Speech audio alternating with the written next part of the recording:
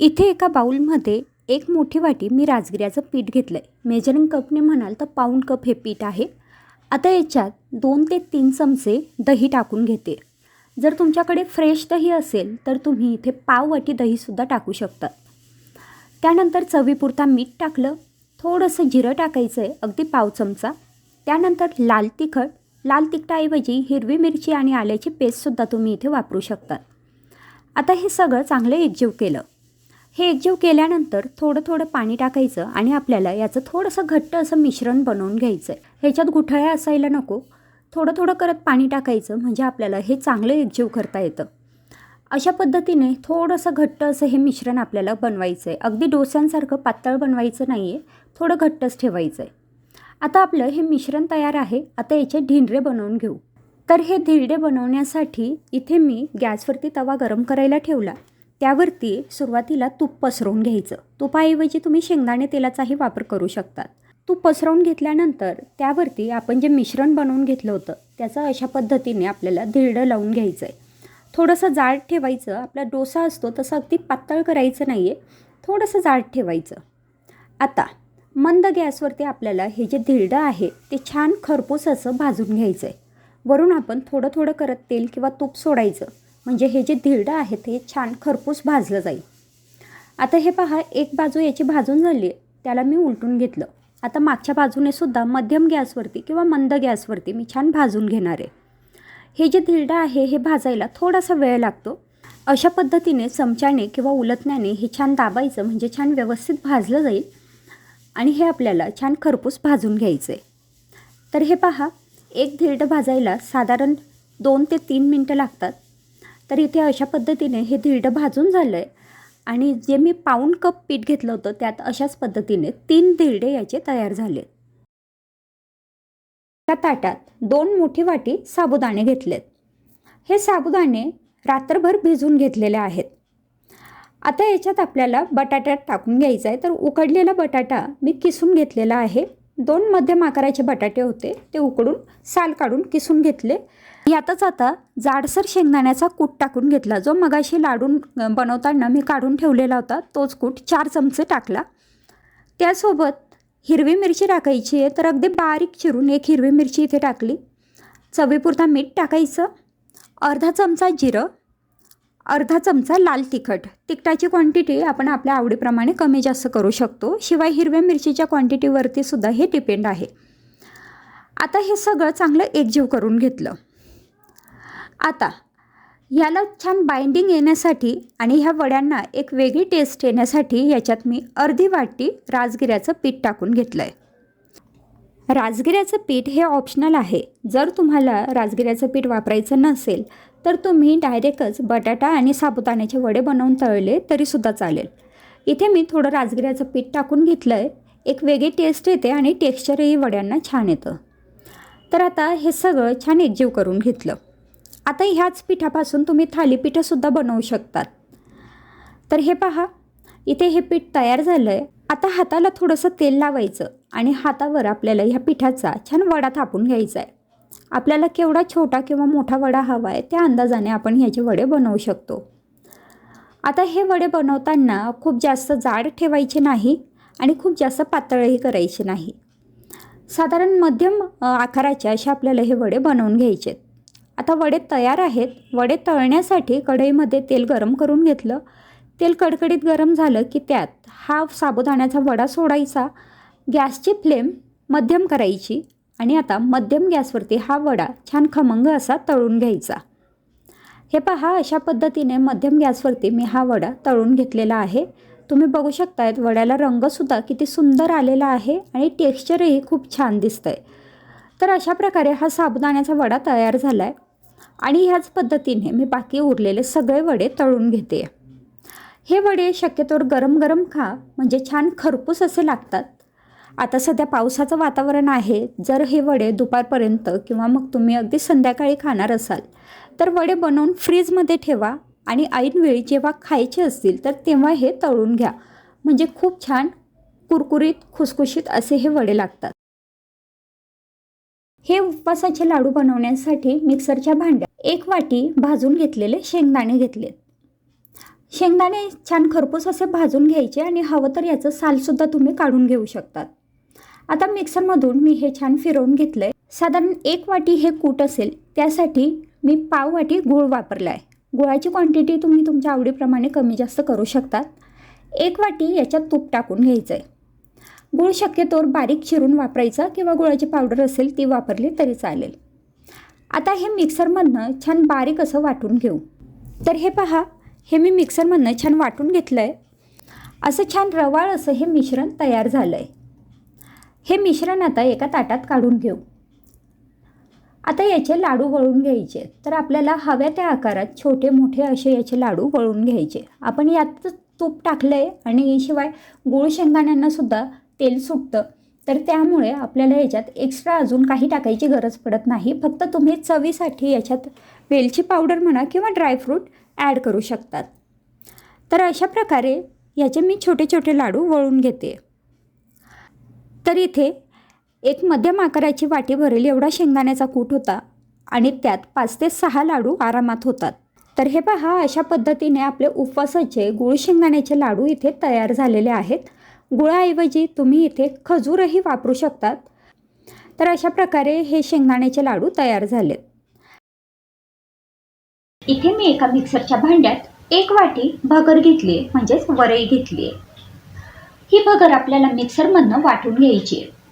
पण ही वाटत असताना अगदी बारीक वाटायची नाही आहे, म्हणजे याचं आपल्याला पीठ बनवायचं नाही आहे. रवाळ ही ठेवायची आहे. जसं आपला रवा असतो ना, तसं आपल्याला ही वाटून घ्यायची आहे. भगर वाटून झाली आहे ती आपण बाजूला काढून घेऊ. आता इथे मिक्सरच्या भांड्यात मी एका बटाट्याचे काप घेतले. एक मध्यम आकाराचा बटाटा, त्याचं साल काढून घेतलं आहे आणि त्याला बारीक चिरून घेतलं आहे. आणि हा स्वच्छ धुतलेला बटाटा, म्हणजे ह्या बटाट्याचे काप आता आपल्याला या मिक्सरमध्ये काढून घ्यायचे. आता हे बटाट्याचे काप आपल्याला वाटून घ्यायचे. आवश्यकता वाटली तर अगदी किंचितसं म्हणजे चमचा किंवा 2 चमचे पाणी टाका आणि ते वाटून घ्या. आता वाटून घेतलेली भगर एका भांड्यात काढून घेतली. त्यात बारीक वाटून घेतलेलं बटाट्याचं जे पेस्ट होती ती टाकून घेतली.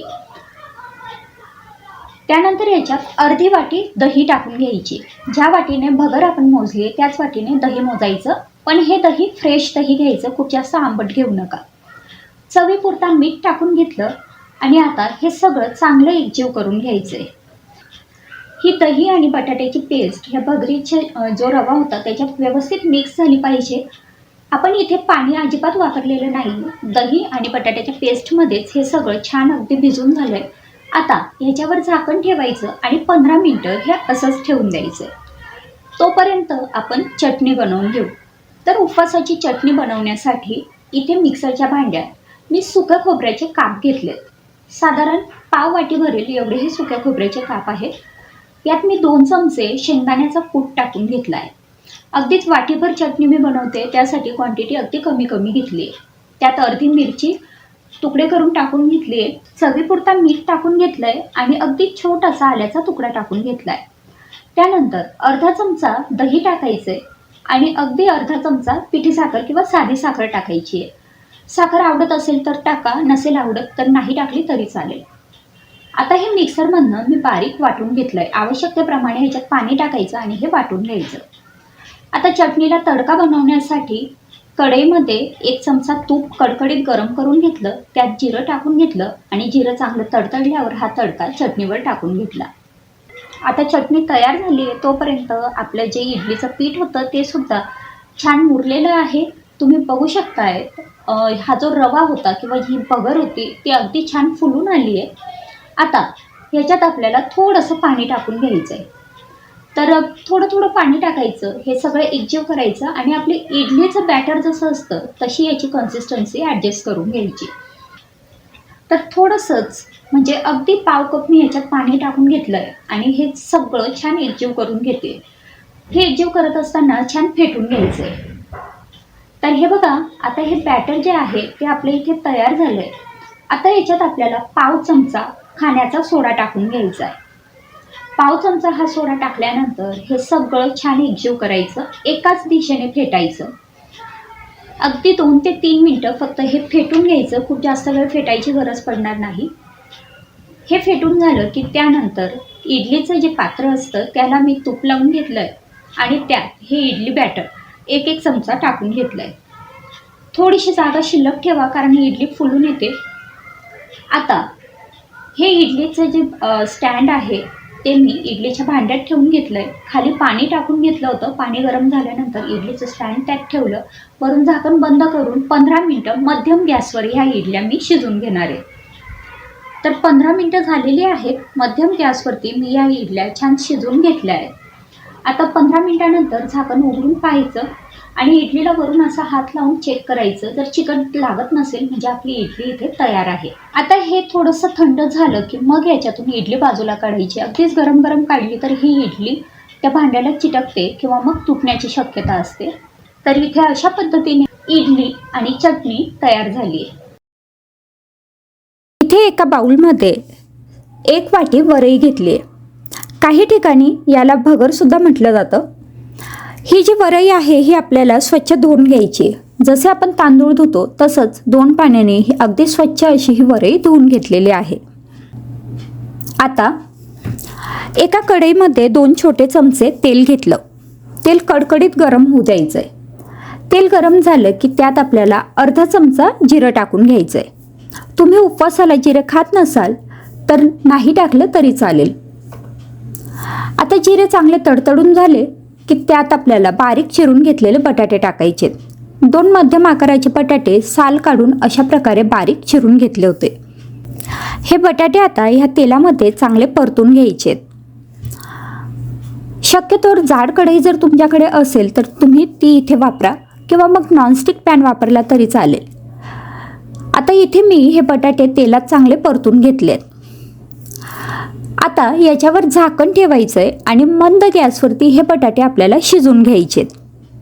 जर जाड कढई असेल तर पाणी टाकायची गरज पडत नाही, पण जर तुम्ही स्टीलची कढई वापरत असाल तर थोडंसं पाणी इथे टाकलं तरी चालेल. आता इथे मी अगदी थोडंसं पाणी टाकून हे बटाटे शिजवून घेतलेत. बटाटे अगदी व्यवस्थित पूर्णपणे शिजलेले आहेत. आता याच्यात अर्धा चमचा लाल तिखट टाकून घेतलंय किंवा तिखट आपण आपल्या आवडीप्रमाणे टाकू शकतो. तिखटाऐवजी हिरवी मिरची टाकली तरी चालेल.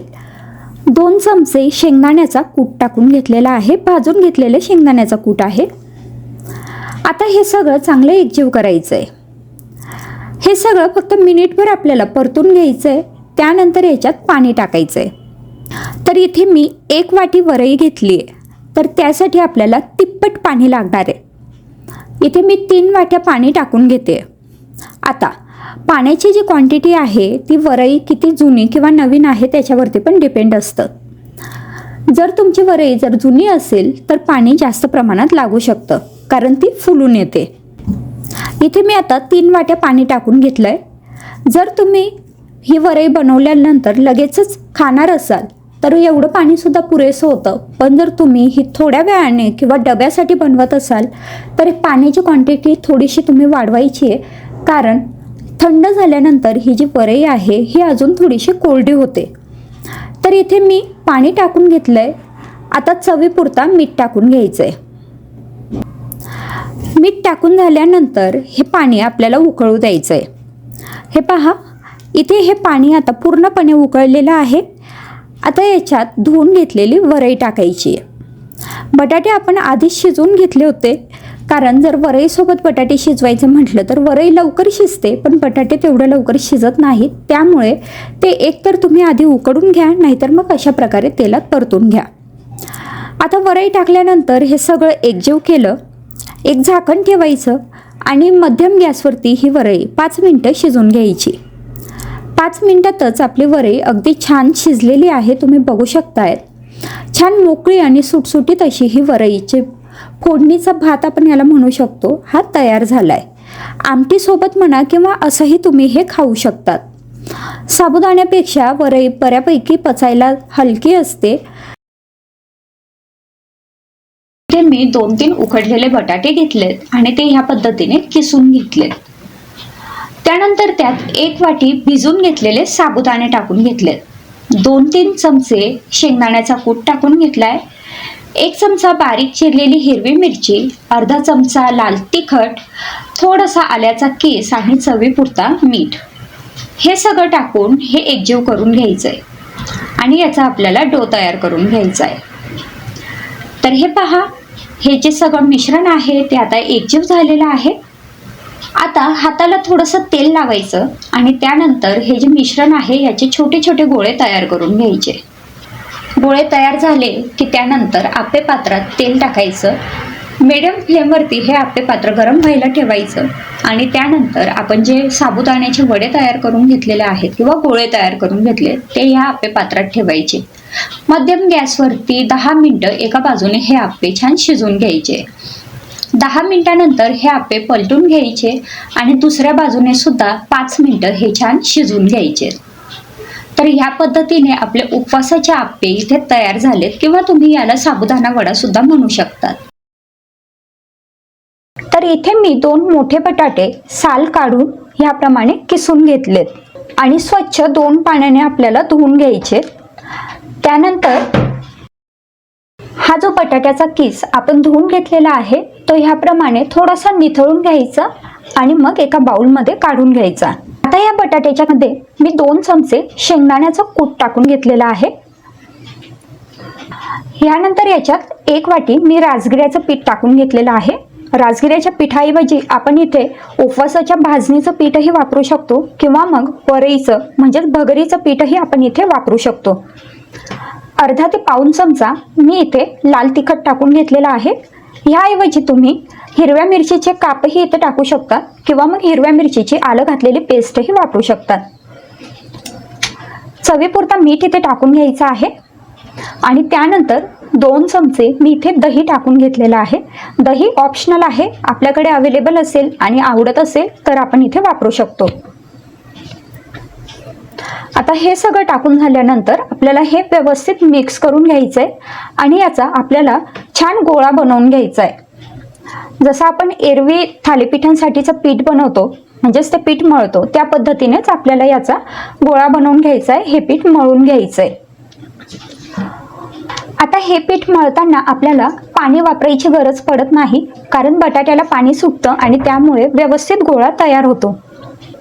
तुम्ही बघू शकतायत ह्या पद्धतीने हा गोळा मी इथे तयार करून घेतलेला आहे. आता याच्यात मी 2 चमचे तेल टाकून घेते. तेल टाकल्यामुळे आपले थालीपीठ छान सॉफ्ट होतात, तसंच थोडासा खरपूसपणा येण्यासाठी पण मदत होते. तर अशा पद्धतीने थालीपीठांसाठीचं हे पीठ तयार आहे. आता याचे मी प्रमाणात 4 भाग करून घेते. अशा पद्धतीने मी इथे हे 4 भाग करून घेतलेले आहेत.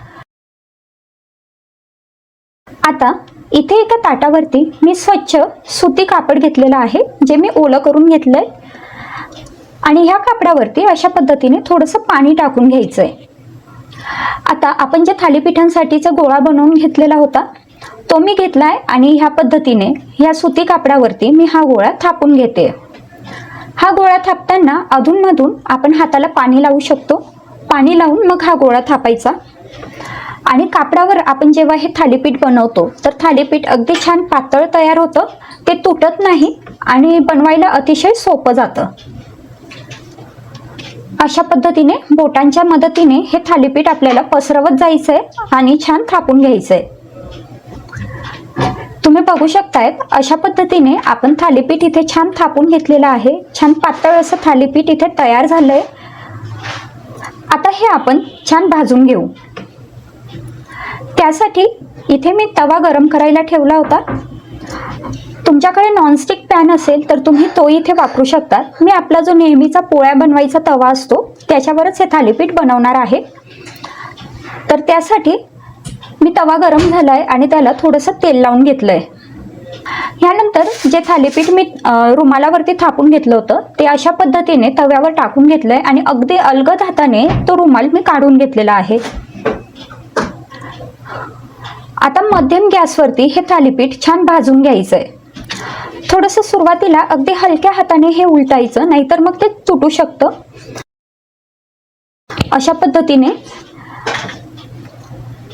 आता हे थालीपीठ मध्यम गॅसवरती दोन्ही बाजूनी मी छान खरपूस असं भाजून घेणार आहे. मी सुरुवातीलाच फक्त तव्याला तेल लावून घेतलंय आणि नंतर मी इथे तेलाचा वापर करणार नाहीये. पण जर तुम्हाला आवडत असेल तर तुम्ही इथे पुन्हा थोडंसं तेल थालीपीठावर बाजूने सोडू शकतात, जेणेकरून ते अजून छान खरपूस होईल. अशा पद्धतीने दोन्ही बाजूंनी छान आलटून पालटून मी हे थालीपीठ भाजून घेतलेलं आहे. तुम्ही बघू शकतायत किती सुंदर रंग याला आलेला आहे.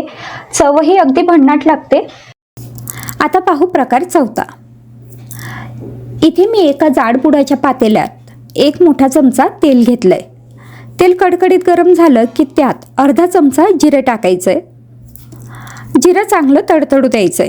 आमच्याकडे उपवासाला जिरं चालतं म्हणून मी इथे जिऱ्याचा वापर केला आहे. तुम्ही खात नसाल तर नाही टाकलं तरी चालेल. त्यात अर्धा ते 1 चमचा लाल तिखट टाकायचं आणि लगेचच 1 ते 2 ग्लास पाणी टाकून घ्यायचं आहे. आता आपल्याला ही आमटी किती हवी आहे त्या अंदाजाने आपण इथे पाण्याचा वापर करू शकतो. मी इथे साधारण 2 ते 2.5 ग्लास पाणी टाकून घेतलं आहे. 4 लोकांना पुरेल एवढी ही आमटी आहे. यात चवीपुरता मीठ टाकायचं आहे. मीठ टाकल्यानंतर हे चांगलं एकजीव करून घ्यायचं आहे आणि ह्या आमटीला एक उकळी येऊ द्यायची आहे. हे पहा, तुम्ही बघू शकतायत आता इथे आमटीला एक उकळी आलेली आहे. आता आमटी चांगली उकळली की याच्यात आपल्याला शेंगदाण्याचा कूट टाकून घ्यायचा आहे. इथे मी साधारण अर्धी वाटी शेंगदाण्याचा कूट टाकून घेतला आहे. त्यासोबतच आपल्याला याच्यात गूळ टाकून घ्यायचा आहे. तर अर्धी वाटी भरेल एवढं गुळाची पावडर मी इथे टाकून घेतलेली आहे, किंवा तुम्ही गूळ किसून टाकला तरीसुद्धा चालेल. त्यासोबतच आपल्याला याच्यात आमसूल किंवा चिंच टाकून घ्यायची आहे. तर मी इथे 4-5 आमसूल टाकून घेतलेले आहेत. आता ही जी आमटी आहे ही आपल्याला साधारण 5 ते 6 मिनटं चांगली उकळू द्यायची आहे. मध्यम गॅसवरती उकळायची म्हणजे आमटीला तवंग छान येईल.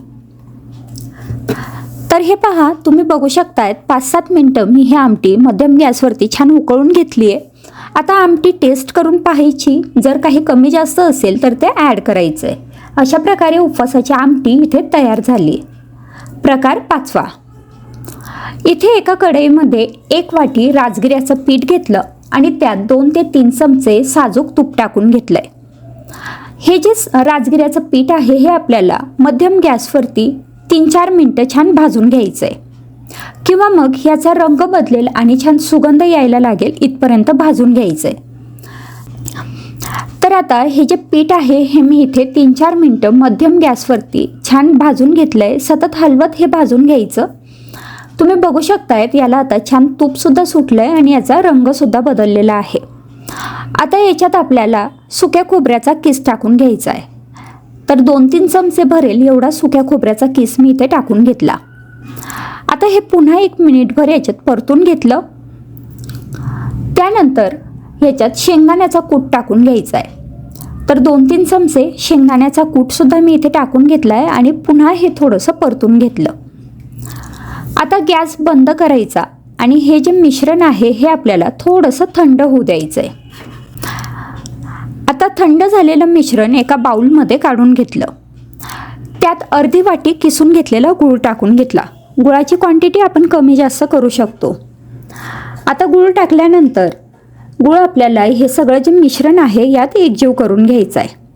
तर हे पहा, अशा प्रकारे मी हे सगळं गूळ याच्यात एकजीव करून घेतलेला आहे. पण हे मिश्रण थोडं कोरडं वाटतंय, त्यामुळे याच्यात मी 2 चमचे तूप अजून टाकून घेतलं आहे. आता तूप टाकल्यानंतर हे छान एकजीव केलं. आता मिश्रणही छान ओलसर झालं आहे. याचे लाडू वळता येईल इतपत आपल्याला हे ओलसर ठेवायचं आहे.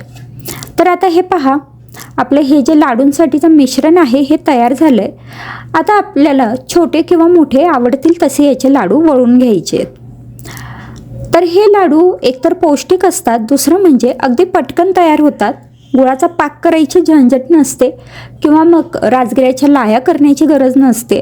राजगिऱ्याच्या पिठापासून अगदी झटपट तयार होणारे हे लाडू असतात. या लाडूंमध्ये तुम्ही तुमच्या आवडीप्रमाणे ड्रायफ्रूटही टाकू शकतात. काजू, बदाम असेल किंवा मग किशमिश असेल. तर हे पहा, इथे आपले हे राजगिऱ्याचे लाडू तयार झालेले आहेत. हे लाडू मी तुम्हाला इथे तोडून दाखवते. किती छान खुसखुशीत असा हा लाडू तयार झाला आहे. अगदी कोणीही खाऊ शकेल आणि कोणीही बनवू शकेल असे हे राजगिऱ्याचे लाडू आहेत. प्रकार 6वा. इथे एका कढईमध्ये 1 कप साबुदाणे घेतलेत. हे साबुदाणे भिजलेले नाही आहेत. आपले साधे कच्चे साबुदाणे असतात तेच आपल्याला इथे वापरायचे.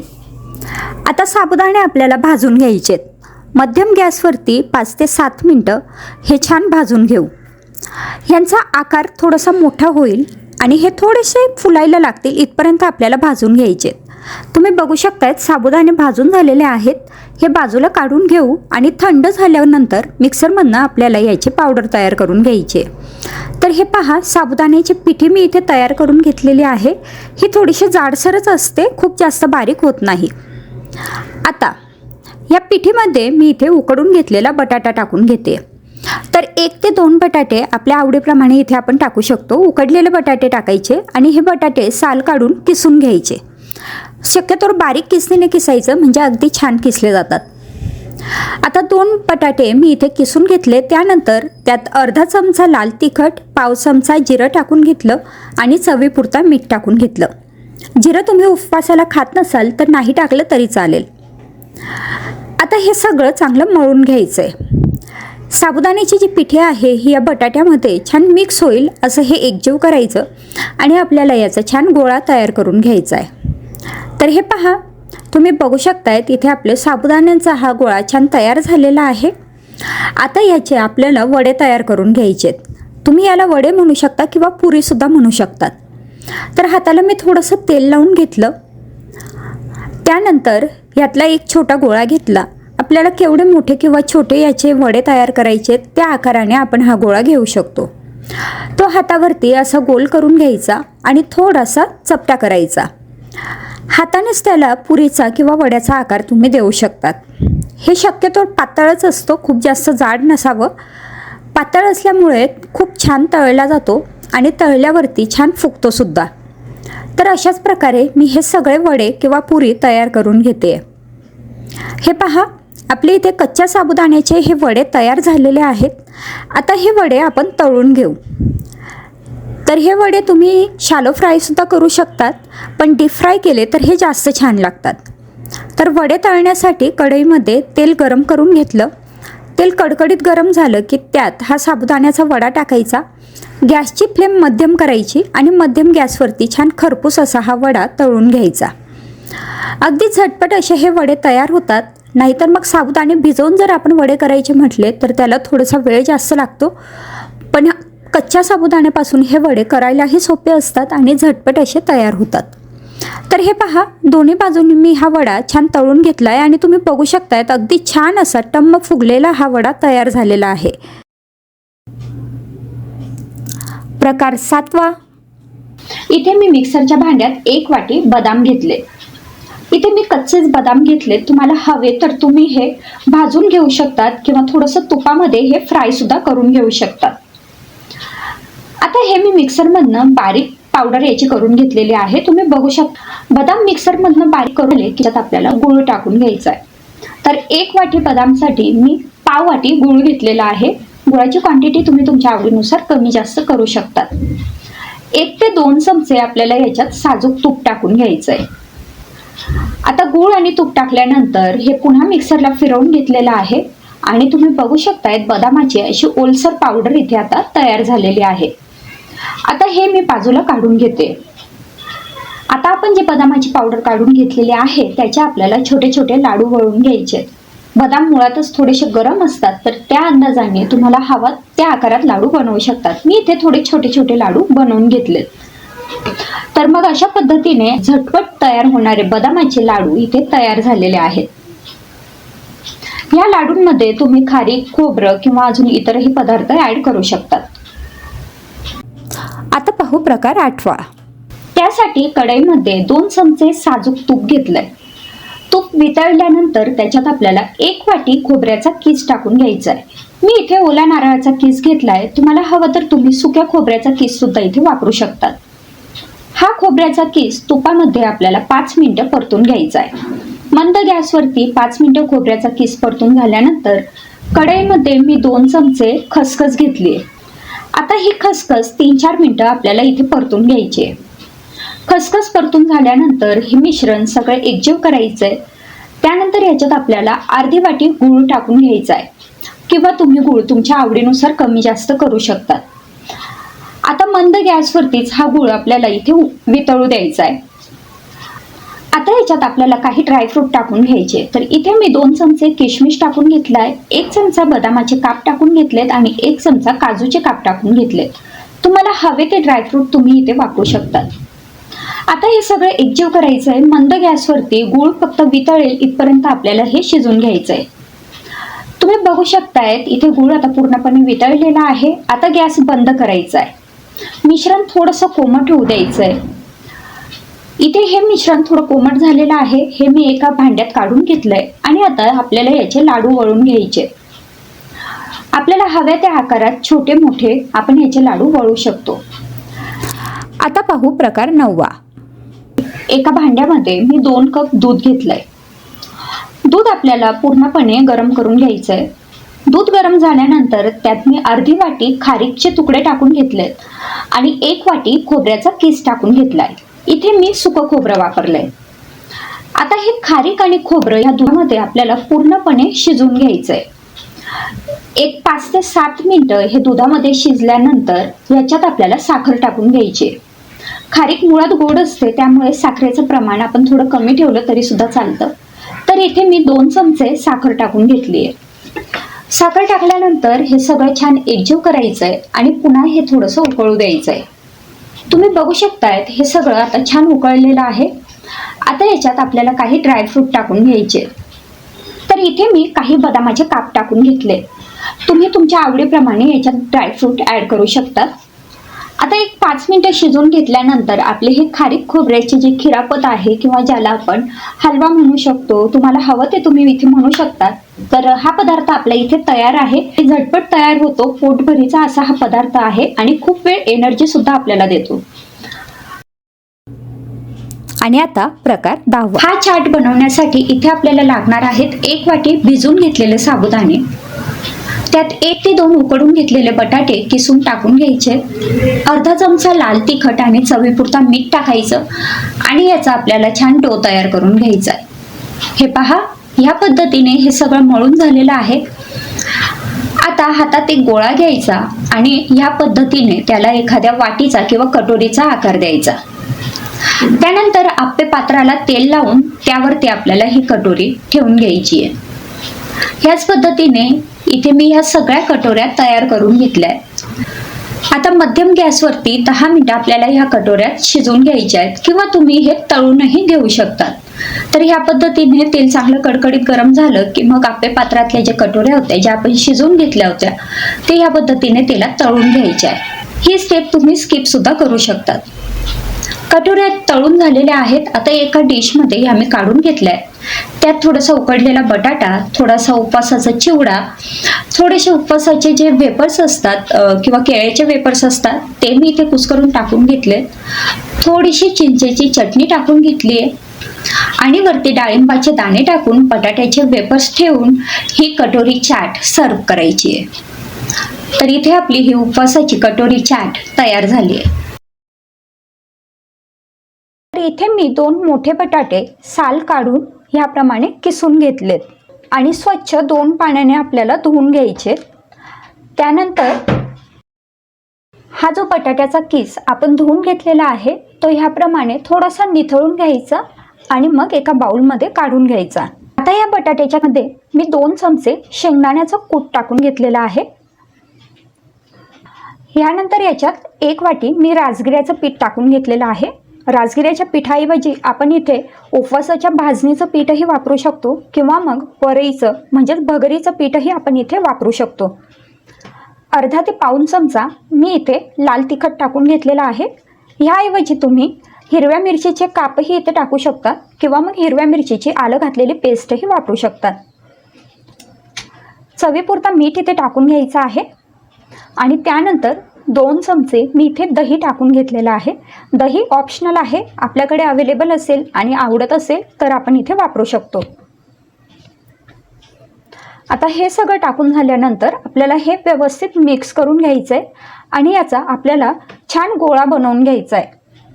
जसं आपण एरवी थालीपीठांसाठीचं पीठ बनवतो म्हणजेच ते पीठ मळतो त्या पद्धतीनेच आपल्याला याचा गोळा बनवून घ्यायचा आहे. हे पीठ मळून घ्यायचं आहे. आता हे पीठ मळताना आपल्याला पाणी वापरायची गरज पडत नाही कारण बटाट्याला पाणी सुटतं आणि त्यामुळे व्यवस्थित गोळा तयार होतो. तुम्ही बघू शकतायत ह्या पद्धतीने हा गोळा मी इथे तयार करून घेतलेला आहे. आता याच्यात मी 2 चमचे तेल टाकून घेते. तेल टाकल्यामुळे आपले थालीपीठ छान सॉफ्ट होतात, तसंच थोडासा खरपूसपणा येण्यासाठी पण मदत होते. तर अशा पद्धतीने थालीपीठांसाठीचं हे पीठ तयार आहे. आता याचे मी प्रमाणात 4 भाग करून घेते. अशा पद्धतीने मी इथे हे 4 भाग करून घेतलेले आहेत. आता इथे एका ताटावरती मी स्वच्छ सुती कापड घेतलेलं आहे, जे मी ओलं करून घेतलं आहे. आणि ह्या कापडावरती अशा पद्धतीने थोडंसं पाणी टाकून घ्यायचं आहे. आता आपण जे थालीपीठांसाठीचा गोळा बनवून घेतलेला होता तो मी घेतला आहे आणि ह्या पद्धतीने ह्या सुती कापडावरती मी हा गोळा थापून घेते. हा गोळा थापताना अधूनमधून आपण हाताला पाणी लावू शकतो. पाणी लावून मग हा गोळा थापायचा. आणि कापडावर आपण जेव्हा हे थालीपीठ बनवतो तर थालीपीठ अगदी छान पातळ तयार होतं, ते तुटत नाही आणि बनवायला अतिशय सोपं जातं. अशा पद्धतीने बोटांच्या मदतीने हे थालीपीठ आपल्याला पसरवत जायचं आहे आणि छान थापून घ्यायचं आहे.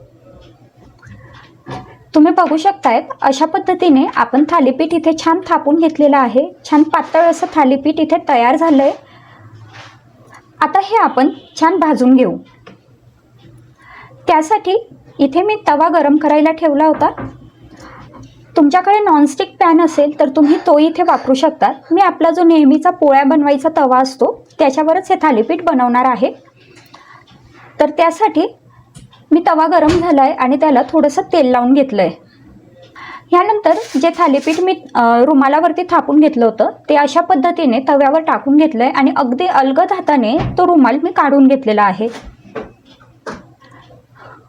आता मध्यम गॅसवरती हे थालीपीठ छान भाजून घ्यायचं आहे. थोडंसं सुरुवातीला अगदी हलक्या हाताने हे उलटायचं, नाहीतर मग ते तुटू शकतं. अशा पद्धतीने आता हे थालीपीठ मध्यम गॅसवरती दोन्ही बाजूंनी मी छान खरपूस असं भाजून घेणार आहे. मी सुरुवातीलाच फक्त तव्याला तेल लावून घेतलंय आणि नंतर मी इथे तेलाचा वापर करणार नाहीये. पण जर तुम्हाला आवडत असेल तर तुम्ही इथे पुन्हा थोडंसं तेल थालीपीठावर बाजूने सोडू शकतात, जेणेकरून ते अजून छान खरपूस होईल. अशा पद्धतीने दोन्ही बाजूंनी छान आलटून पालटून मी हे थालीपीठ भाजून घेतलेलं आहे. तुम्ही बघू शकतायत किती सुंदर रंग याला आलेला आहे. चवही अगदी भन्नाट लागते. पुढच्या प्रत्येक उपवासाला तुम्ही हेच थालीपीठ बनवून खाणार याची मला खात्री आहे. हा व्हिडिओ बघितल्याबद्दल खूप खूप धन्यवाद. पुन्हा भेटू पुढच्या नवीन रेसिपीसोबत. इथे एका कढईमध्ये 1 कप साबुदाणे घेतलेत. हे साबुदाणे भिजलेले नाही आहेत, आपले साधे कच्चे साबुदाणे असतात तेच आपल्याला इथे वापरायचे. आता साबुदाणे आपल्याला भाजून घ्यायचेत. मध्यम गॅसवरती 5 ते 7 मिनटं हे छान भाजून घेऊ. यांचा आकार थोडासा मोठा होईल आणि हे थोडेसे फुलायला लागतील इथपर्यंत आपल्याला भाजून घ्यायचे. तुम्ही बघू शकतायत साबुदाणे भाजून झालेले आहेत. हे बाजूला काढून घेऊ आणि थंड झाल्यानंतर मिक्सरमधनं आपल्याला याची पावडर तयार करून घ्यायची. तर हे पहा, साबुदाण्याची पिठी मी इथे तयार करून घेतलेली आहे. ही थोडीशी जाडसरच असते, खूप जास्त बारीक होत नाही. आता या पिठीमध्ये मी इथे उकडून घेतलेला बटाटा टाकून घेते.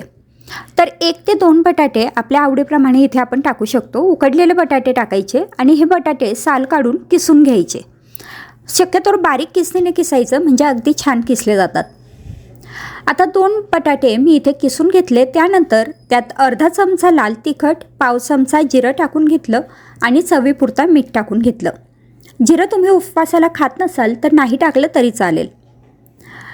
आता हे सगळं चांगलं मळून घ्यायचं आहे. साबुदाण्याची जी पिठी आहे ही या बटाट्यामध्ये छान मिक्स होईल असं हे एकजीव करायचं आणि आपल्याला याचा छान गोळा तयार करून घ्यायचा आहे. तर हे पहा, तुम्ही बघू शकतायत इथे आपले साबुदाण्यांचा हा गोळा छान तयार झालेला आहे. आता याचे आपल्याला वडे तयार करून घ्यायचे आहेत. तुम्ही याला वडे म्हणू शकता किंवा पुरीसुद्धा म्हणू शकतात. तर हाताला मी थोडंसं तेल लावून घेतलं. त्यानंतर यातला एक छोटा गोळा घेतला. आपल्याला केवढे मोठे किंवा छोटे याचे वडे तयार करायचे त्या आकाराने आपण हा गोळा घेऊ शकतो. तो हातावरती असा गोल करून घ्यायचा आणि थोडासा चपटा करायचा. हातानेच त्याला पुरीचा किंवा वड्याचा आकार तुम्ही देऊ शकतात. हे शक्यतो पातळच असतो, खूप जास्त जाड नसावं. पातळ असल्यामुळे खूप छान तळला जातो आणि तळल्यावरती छान फुगतोसुद्धा. तर अशाच प्रकारे मी हे सगळे वडे किंवा पुरी तयार करून घेते. हे पहा, आपले इथे कच्च्या साबुदाण्याचे हे वडे तयार झालेले आहेत. आता हे वडे आपण तळून घेऊ. तर हे वडे तुम्ही शॅलो फ्रायसुद्धा करू शकतात, पण डीप फ्राय केले तर हे जास्त छान लागतात. तर वडे तळण्यासाठी कढईमध्ये तेल गरम करून घेतलं. तेल कडकडीत गरम झालं की त्यात हा साबुदाण्याचा वडा टाकायचा. गॅसची फ्लेम मध्यम करायची आणि मध्यम गॅसवरती छान खरपूस असा हा वडा तळून घ्यायचा. अगदी झटपट असे हे वडे तयार होतात. नाहीतर मग साबुदाणे भिजवून जर आपण वडे करायचे म्हटले तर त्याला थोडासा वेळ जास्त लागतो. पण कच्च्या साबुदाण्यापासून हे वडे करायलाही सोपे असतात आणि झटपट असे तयार होतात. तर हे पहा, दोन्ही बाजूंनी मी हा वडा छान तळून घेतला आहे आणि तुम्ही बघू शकतायत अगदी छान असा टम्म फुगलेला हा वडा तयार झालेला आहे.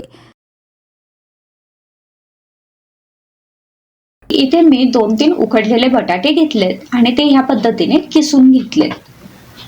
त्यानंतर त्यात 1 वाटी भिजून घेतलेले साबुदाणे टाकून घेतलेत. 2-3 चमचे शेंगदाण्याचा कूट टाकून घेतलाय. 1 चमचा बारीक चिरलेली हिरवी मिरची, अर्धा चमचा लाल तिखट, थोडासा आल्याचा कीस आणि चवीपुरता मीठ. हे सगळं टाकून हे एकजीव करून घ्यायचं आहे आणि याचा आपल्याला डो तयार करून घ्यायचा आहे. तर हे पहा, हे जे सगळं मिश्रण आहे ते आता एकजीव झालेलं आहे. आता हाताला थोडंसं तेल लावायचं आणि त्यानंतर हे जे मिश्रण आहे याचे छोटे छोटे गोळे तयार करून घ्यायचे. गोळे तयार झाले की त्यानंतर आप्पे पात्रात तेल टाकायचं. मीडियम फ्लेमवरती हे आप्पे पात्र गरम व्हायला ठेवायचं आणि त्यानंतर आपण जे साबुदाण्याचे वडे तयार करून घेतलेले आहेत किंवा गोळे तयार करून घेतले ते ह्या आप्पे पात्रात ठेवायचे. मध्यम गॅसवरती 10 मिनिटं एका बाजूने हे आप्पे छान शिजवून घ्यायचे. 10 मिनिटानंतर हे आप्पे पलटून घ्यायचे आणि दुसऱ्या बाजूने सुद्धा 5 मिनिटं हे छान शिजवून घ्यायचे.